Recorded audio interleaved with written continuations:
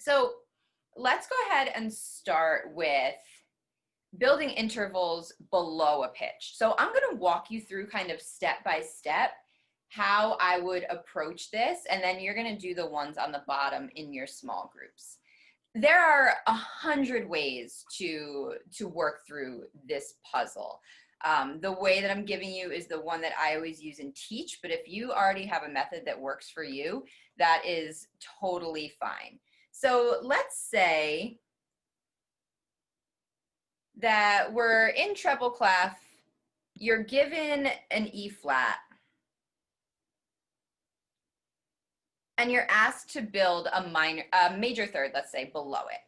So you want to go a major third below the E flat. You can't change the E flat, you can't get rid of the accidental, you're stuck with it. You have to build a major third below.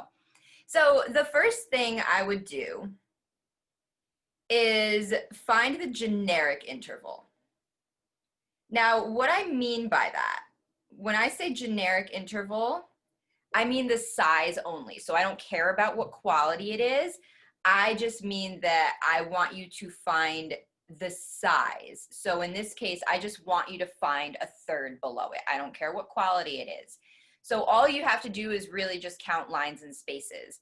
So you've got your E line, your E space, your D line will be a second. So your C space will be some flavor of a third. That's your generic third. Your second step is to find out what interval you have now. So it might be correct. You might have lucked out and just landed on the right thing, or it might not be.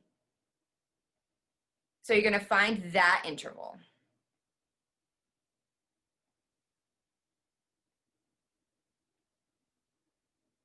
So if we're looking at that, C to E flat is not in the key of C, so it is one step smaller than scale degree 3 in C major, so it is a minor third. So what we have here right now is a minor third.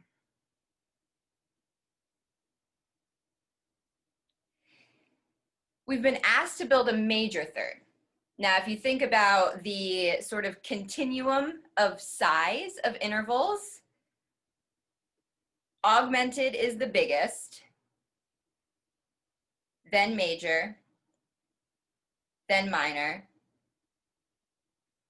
and then diminished. And there are also weird things like doubly augmented and doubly diminished, but we're going to keep it to these four for right now. So that's your continuum, biggest down to smallest. So right now we have a minor third. We need to find a major third, so we need to make it one step, so one kind of click up. We need to make it one step bigger, 1/2 step bigger. You can't change the E flat. So the only thing you can do is move the bottom pitch. So if you're going to make that interval bigger by moving the bottom pitch, we've got to then move it down by 1/2 step. So to make this a major third, you are going to turn that C into a C flat. And that gives you your major third below. Great way to check yourself is to get on your instrument or get on a keyboard and just plop it out and see if it sounds like a major third. If it does, that means you're good to go. And that's also really good ear training practice too that will help you in skills 1. Okay, so there's your kind of step by step for that. Are there any questions? If you do have a question, like take yourself off mute and shout it out. Alternatively, if you're shy about kind of talking in front of everyone, you can always just message me in the chat privately if you have a question, and I'll just kind of address it to everyone. So that's an option for everyone as well. Okay, let's do one together. If there are no questions, let's do one together, and then I'm going to send you off in breakout groups to work on. Sorry. Yeah, go ahead. Oh, I have a question. So I'm missing the thing bigger than major. The augmented. augmented. So Yes. so it's like half step bigger than major. Yes, exactly. So it's like C to E E E E wait E C to F. Close. It would, well, sort of. So it would be C to F is a perfect fourth, Okay. but C to E sharp, Okay. which sounds exactly the same, But it's that's an augmented third. Okay, thank you. You're welcome. Any other questions, guys? All right, cool. Let's do one more as a group, and then I will cut you loose into some breakout groups. So let's switch to base clef. And can you give me, let's do a, we'll start with an F sharp. And can you give me a diminished fifth below that?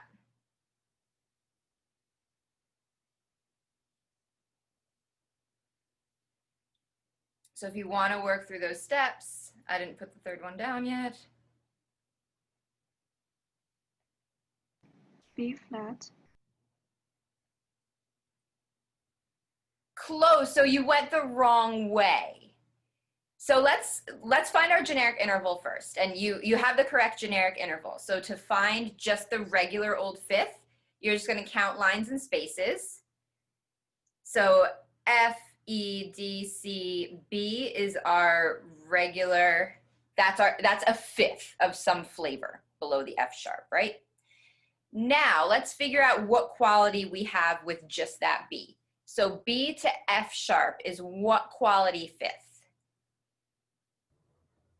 Perfect fifth. Yeah, good, Marcus. So this is a perfect fifth we have here. And I don't have this on our continuum, and now I will add it.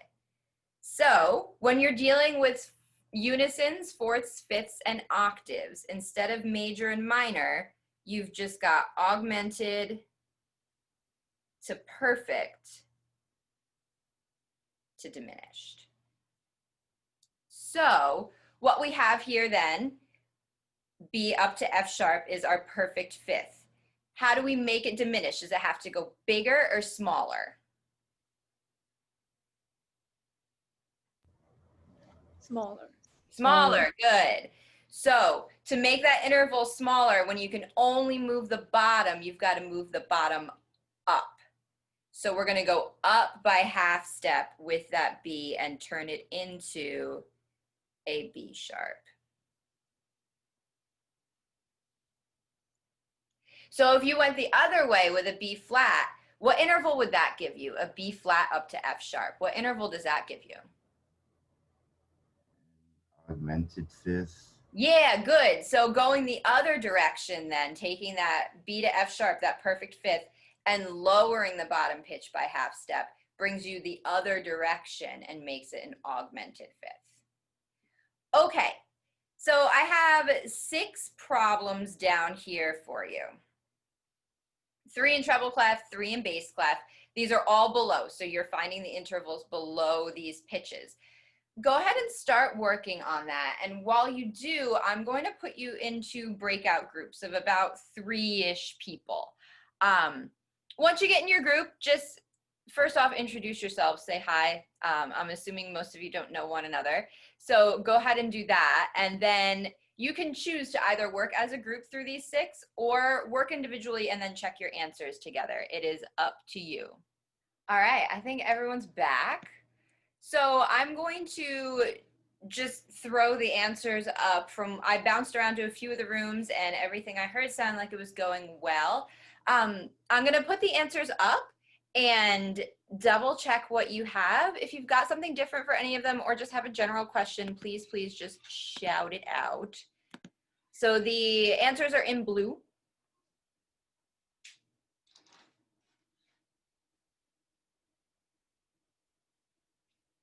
The second half was a little bit trickier. You did have to deal with a double flat in that first bass clef example. So just to kind of refresh your accidentals, when you have something that deserves two flats, you literally just put two flat signs next to one another.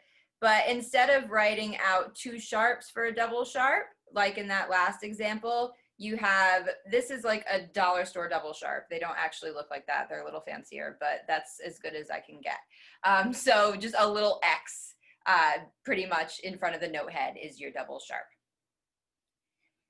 Any questions? All right, I'm gonna show you one quick trick that is mostly, I find it the most helpful for larger intervals. And it's just a matter of inverting the interval and spelling above it instead, and then bringing it down the octave. So it's, like I said, mostly good for sixths and sevenths because they can be a little trickier spelling below. But let's say you're in treble clef and you are asked to give a diminished seventh below this E flat. Now you could work it out the same way that we did up top here with these three steps, and you will get the correct answer. Sometimes a faster way is to invert the interval. So what I mean by inversion is you're going to switch the quality and the size. So when you invert an interval, and this is review for a lot of you maybe, but when you invert an interval, a major interval becomes minor,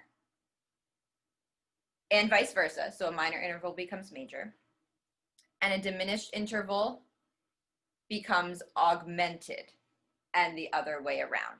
So if we're going to invert this diminished seventh, the first thing we have to worry about is the quality. Diminished intervals become augmented when you invert them. So we're going to be spelling an augmented something. The other rule with inversion is your size number will add to 9. So if you're inverting a fifth, you're going to be creating a fourth. If you're inverting a third, you're going to be creating a sixth. So if we are inverting a seventh, then we are creating a second. 7 plus 2 adds to 9. So let's now we've got to spell an augmented second above the E flat, which is way easier. So build yourself a generic second, which gives you an F. And then E flat to F gives you what size second? E flat up to F. What type of second is that? Major. Yeah, good. So E flat to F is a major second. We want to make it 1/2 step bigger. This time we're moving the top pitch. So you're going to take that F and you're going to creep it up by 1/2 step to make it F sharp. Now all you have to do to create that diminished seventh below is bring that F sharp down the octave.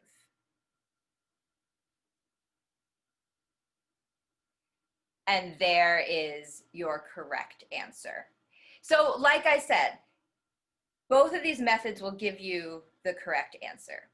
It's totally a matter of preference. I tend to invert things once they become sixths and sevenths, just because it's easier for me and it's actually a little faster for me. But both methods will get you the correct answer. It's just which one you find easier for yourself. Okay, any questions at all on spelling intervals below? All right, we are going to move on then, and we're going to do something that kind of uses the same set of skills, but we're going to be building some triads. So up top here is just a reminder for you. Most of you seemed fairly comfortable in the chat on Monday with triads in general. So here's a reminder of again, the continuum of triads. Your biggest triad is an augmented, and we get progressively smaller as we go down the list. Major, minor, diminished. So let's just review quickly the types of intervals. The cool thing about triads when you're building them, you can get away with only knowing thirds, and you can build every root position triad you need. So an augmented triad is our widest type of triad. And we are dealing with two major thirds stacked on top of one another. Now, major and minor triads are mirror images of each other. Each one has one major third and one minor third. The difference is just whether they're on the bottom or the top. So major triad has a major third at the bottom, and then a minor third at the top, and then a minor triad is just the other way around. Minor third at the bottom, major third at the top. And last but not least, your diminished triad, which is the smallest, most squished triad of the four. You've got a minor third on the bottom and a minor third on the top. Now, we talked on Monday, most of you seemed pretty comfortable spelling triads from the bottom up. So given a root, given A flat, spell a major triad above it, and most of you seemed quite comfortable with that. But the more fun thing to do is spell around other chord members. So you're still going to be spelling root position triads, but instead of being given the root and building up, now you're going to be given the third, the middle pitch, and you have to build around it. Or you're given the fifth and you have to build down from it. So let's try one. And I'll kind of talk you through how I would approach it. And again, if you've got other methods, you can absolutely use that. So let's say that I am giving you a third. So I'm going to give you D flat, and that's the third of your triad. And I would like a minor triad. So that means you've got to give me the root over here, and I need the fifth over here.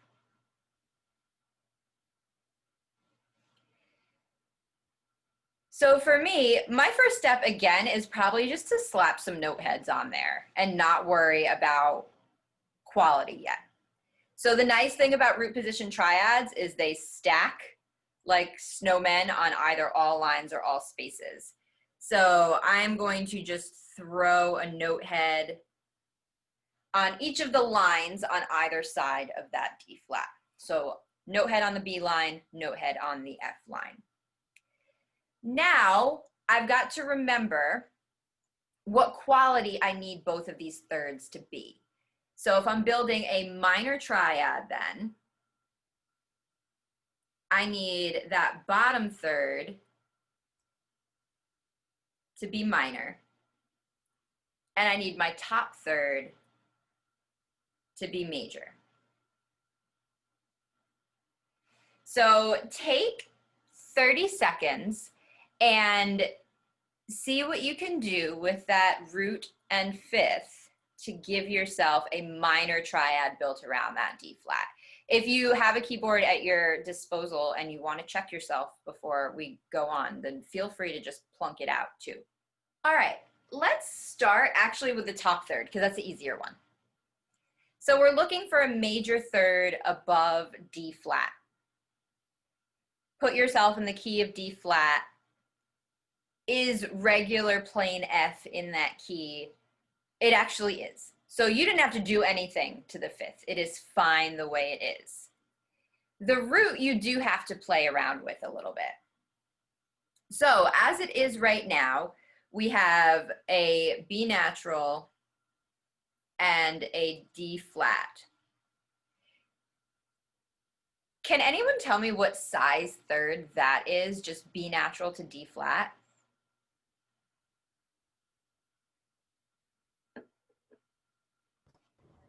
Is that diminished? It is. It's a diminished third. So B natural to D flat is a diminished third. One way to actually check yourself with that, diminished thirds sound exactly like another interval that you're really comfortable with. So a diminished third sounds just like a major second. They do not look the same on the page, and that's really important, but they sound exactly the same. So if you're looking at that and you play it at the piano and you say, oh, B to D flat, wow, that sounds a lot like a major second. It sounds a lot like B to C sharp would sound at the bottom of B major scale. Diminished thirds and major seconds sound exactly the same, and that's a good way to check yourself. Okay, so what we have here then is a diminished third as it is right now. We need to take that diminished third and we need to make it minor.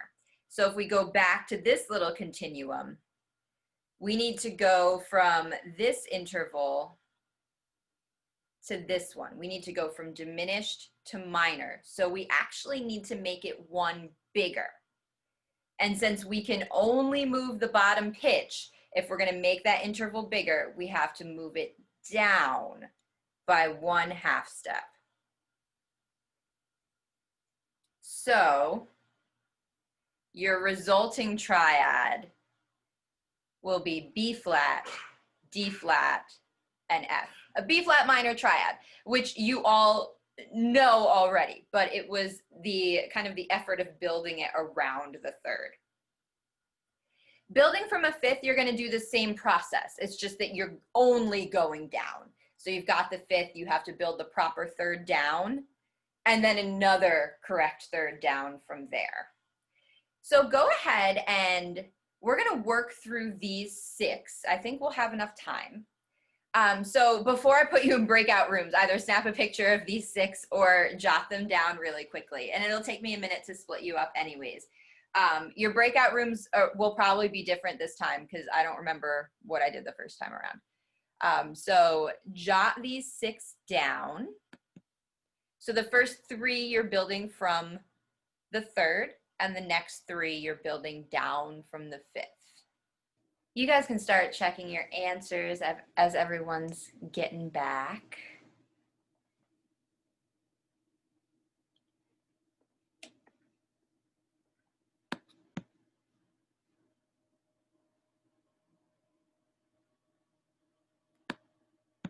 All right, I think we're all here.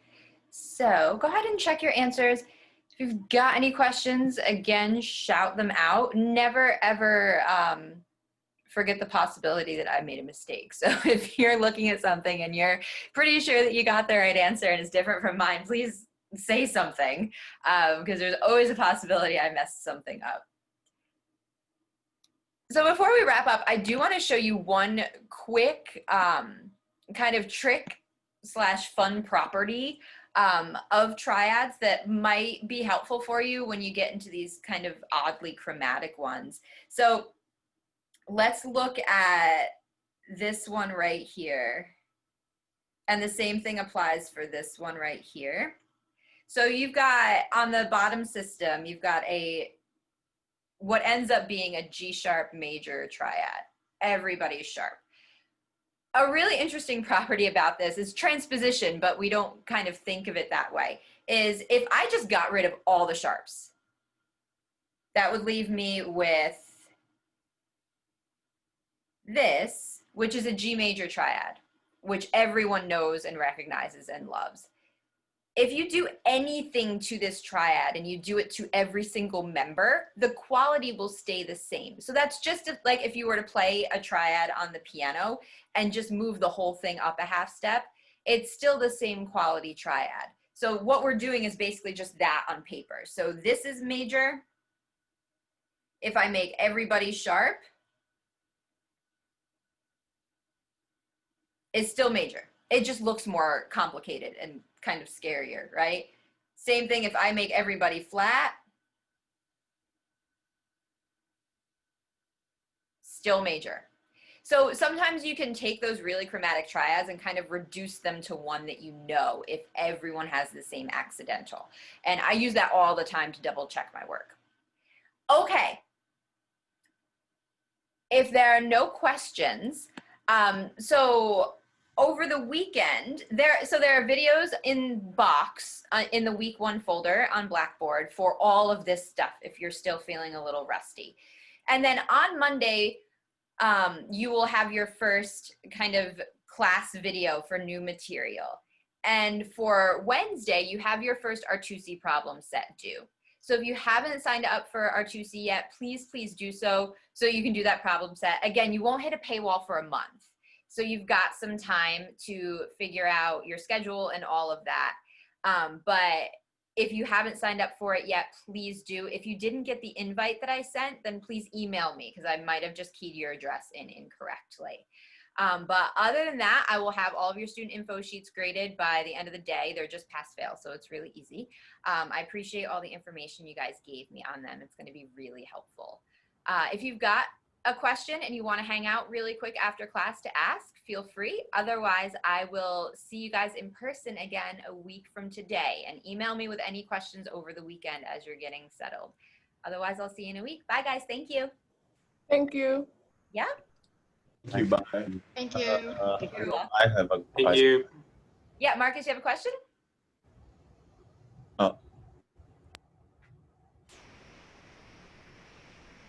Hello? Yeah, did someone have a question? Yeah. I fill out the student info sheet, but it doesn't show anything in the Blackboard. I mean, That just means I haven't emailed graded you. it yet. If you submitted it No, on no. Blackboard I mean- or emailed it to me, it just means I haven't graded it yet. I'm going to get to them in the next No. hour or so. Okay, I mean, I fill out with my pen, Mm-hmm. Apple pen, but like it doesn't show anything. It is Oh, yeah, blank. someone else said the same thing. I think it's just a Blackboard glitch. So when I Okay, pull so- up on Blackboard, if I can't see it, I'll let you know and I'll email and have you email it to me. Okay, thank you. Okay, thanks.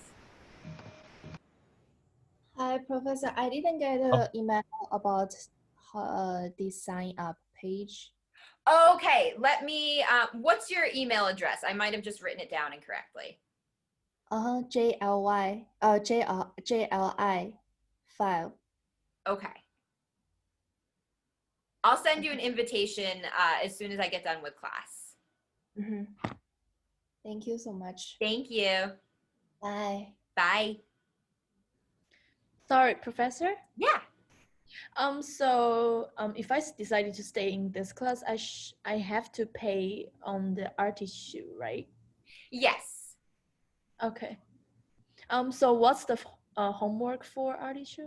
So if you go in R2C, you'll see a bunch of problem sets. Yes. So the problem set 1, counterpoint problem set 1 is what your homework will be. So if you look on the course schedule document in Blackboard, it lists all your homework out so that you have a reference for it. So it's not the exercise, right? Correct. The in-class exercises are just practice, and you can do I don't grade them, like they won't affect your grade. You can just do them as many times as you want for practice. Okay, got it. Thank you. All right, you're welcome.